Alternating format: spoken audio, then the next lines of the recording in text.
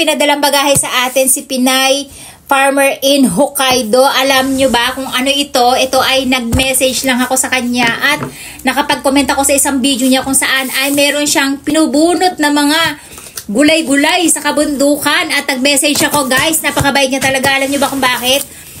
Kinagabihan tumawag kagad siya at hinihingi kagad niya yung address ko at eto na nga siya. Alamin natin kung ano yung pinadala sa atin. Guys, i-follow nyo din siya, si Pinay Farmer in Hokkaido, dahil napakadami nyo rin matututunan sa kanya at meron din siyang taniman sa Hokkaido. At someday magko-collab kami niya. Mag-iipon lang yung lola nyo talaga ng lakas kasi wala pa akong lakas papunta doon sa Hokkaido na mag-isa. At eto na nga, napakabilis guys. Alam nyo ba na isang araw lang kami nag-uusap niyan.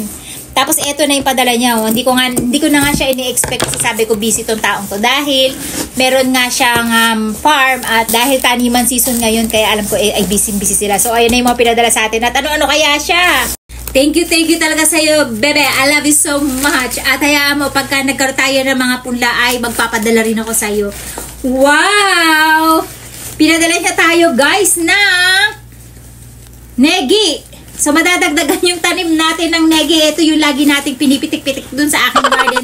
Panglagay dun sa ating mga sibuyas. Ayan, mga punla niya yan, guys. Kung makikita nyo, oh, ang cute ng kanilang punlaan. Meron pala talagang punlaan na para sa ganito. At solo-solo talaga nakapunla. Kasi ko, pagka ginagawa ko, bumibili sa supermarket, kinakat ko lang yun, tapos itinatanim ko siya ulit. Thank you so much, be. At sobrang natuwa ako dito kasi yung asawa ko addict din dito. Kaya kinakailangan ko talaga na maraming ganito dun sa garden ko.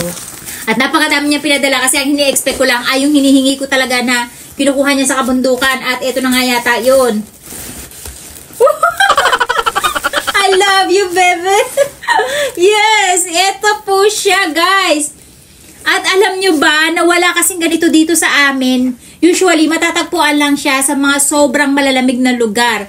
At ito yung kinukuha niya dun sa mga bundok-bundok na may kasama siyang kaibigan niya yata yun. So, ito yun guys. Alam nyo ba kung ano to? Ito ay wild garlic kung saan hindi yung bawang niya sa baba ang napapakinabangan, kundi yung kanyang dahon. Ayan. Kung maaamoy nyo guys, amoy na bawang siya. Masarap siyang ihalo sa salad. Pwede nyo rin siyang ipalaman parang lettuce.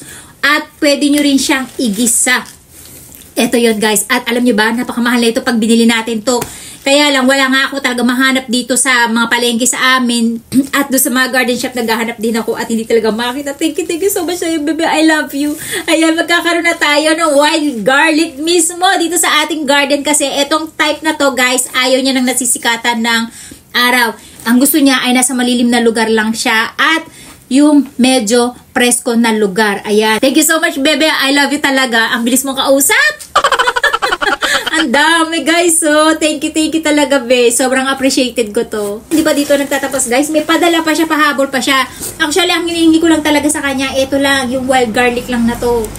Kasi ang tagal ko na naghahanap niyan, guys. Taon na. Yes, pumupunta ako sa mga garden shop. Yan lang yung hinahanap ko. Wala talaga akong makita.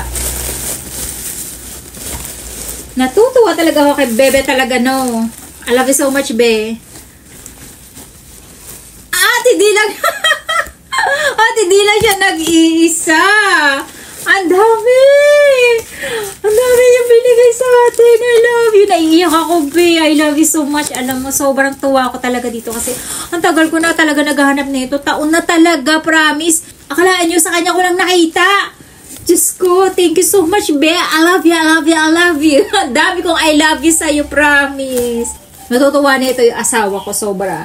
Hindi niya nga to alam na nanghingi ako Kasi nagpapabili ko kaya lang wala nga rin kami makita. At meron pa, eto pa. Be, inubos mo. Inubos niya na yata yung ganito sa kanilang kabundukan. Ayan, naku, pag may nakita akong mga ganito sa bundukan dito, magtatanim kaya ako. Parang kung pwede nga lang itanim ko to sa mga kabundukan dito, besh. Ayan, be, ang dami niyang pinadala sa atin. At ang galing niya mag-package, guys. Talagang binalot niya pa ng basang dyaryo para hindi sila mamatay. At nakita niyo naman, guys, fresh na fresh pa yung ating mga garlic. Ayan, magtatanim din ako sa mga gilid-gilid dito sa amin. At napakabango niya, guys. At alam niyo ba, na nakakain to. Ng fresh. Tapos guys, yung last niya ay nagpadala pa siya talaga ng puki sa atin. Alam niyo kung bakit? Malalaki kasi mga puki ng taga Hokkaido. Kaysa dito sa puki sa amin, dito yung mga puki namin guys, maliliit lang. Ang papayat pa, kaya hindi kayo mabubusog. Wow! Thank you so much, bebe. At magtatanim din ako nito. Actually, ang hinihingi ko sa kanya ay pangtanim, hindi talaga pangkain. Ayan, at maglalagay tayo ng puki dito sa aking likuran.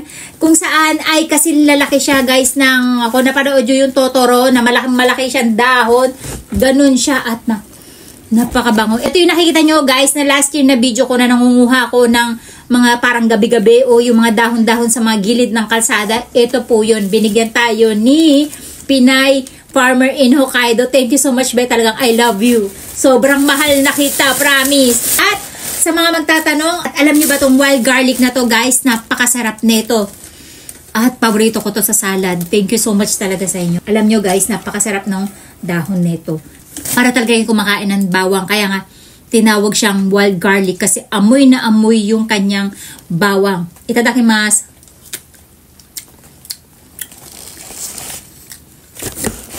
Tagal ko hindi nakakain nito. Sarap, best. Para kayo kumakain ng dahon ng garlic. Pero ang maganda sa kanya, para kayo kumakain ng lettuce na amoy garlic. Tapos, medyo maanghang-anghang din siya na parang bawang. Sarap. Thank you, be. I love you. Sobrang tawa ko talaga.